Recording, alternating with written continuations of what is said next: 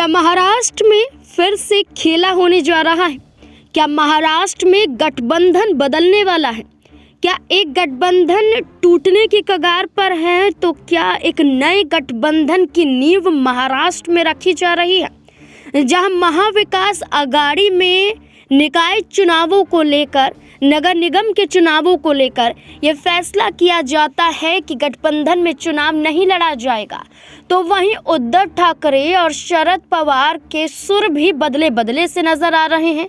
महागठबंधन की बात करें, महाविकास आघाड़ी की बात करें तो ये गठबंधन टूट की कगार पर पहुंच चुका है। तो वहीं दूसरी तरफ देवेंद्र फडणवीस महाराष्ट्र के मुख्यमंत्री हैं, लेकिन उनका एक बयान बड़ा संकेत दे रहा है कि बीजेपी से हाथ मिलाते हुए शरद पवार और उद्धव ठाकरे नजर आ सकते हैं। आपको बता दें कि महाराष्ट्र के मुख्यमंत्री देवेंद्र फडणवीस ने एनसीपी नेता शरद पवार के बयान पर प्रतिक्रिया दी है। देवेंद्र फडणवीस ने कहा है कि शरद पवार चाणक्य हैं। उन्हें यह एहसास हो गया होगा कि 2024 के लोकसभा चुनाव में एमवीए द्वारा प्रचारित फर्जी भाषण विधानसभा चुनाव में विफल हो गया। उन्होंने कहा कि शरद पवार को यह एहसास हो गया होगा कि ये शक्ति सामान्य राजनीति की शक्ति नहीं बल्कि राष्ट्र निर्माण की शक्ति है, इसलिए उन्होंने आरएसएस की प्रशंसा की। पवार ने बीजेपी की जीत का श्रेय आरएसएस को दिया, साथ ही विधानसभा चुनाव में बीजेपी की जीत की सराहना की। आपको बता दें कि शरद चंद्र पवार गुट और अजीत पवार गुट के करीब आने या फिर एक साथ आने की संभावना पर देवेंद्र फडणवीस ने आगे कहा, मैं आपको बताता हूं, आपने 2019 के बाद के मेरे बयान सुने होंगे। 2019 और 2024 के बीच घटी घटनाओं ने मुझे यह एहसास करा दिया है कि राजनीति में कुछ भी असंभव नहीं है।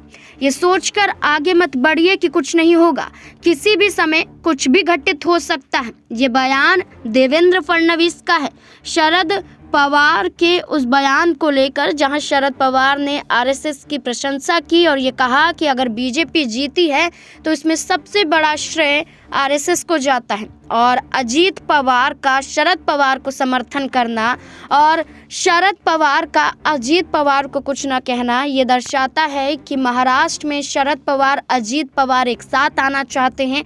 और देवेंद्र फडणवीस के ये बयान संकेत दे रहे हैं कि वो खुद इस गुट को एक करना चाहते हैं। महाराष्ट्र में अब बड़ा खेल साफ तौर पर नजर आ रहा है। आपको बता दें कि फडणवीस ने इसको लेकर आगे ये भी कहा कि उद्धव ठाकरे वहां जा सकते हैं, अजीत पवार यहाँ आए, राजनीति में कुछ भी हो सकता है।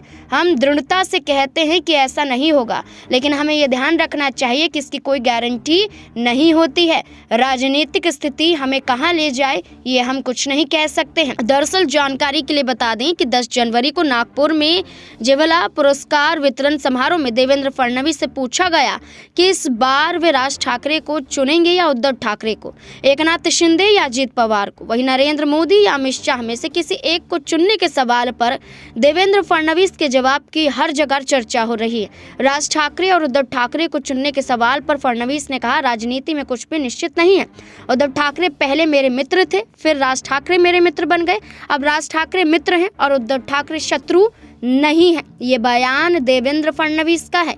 वहीं देवेंद्र फडणवीस के ये बयान कई संकेत देते हुए नजर आ रहे हैं। इसके अलावा देवेंद्र फडणवीस ने ये तक कहा कि अगर आप मुझसे पूछें तो एकनाथ शिंदे और अजीत पवार दोनों नेताओं के साथ मेरे बहुत करीबी संबंध हैं।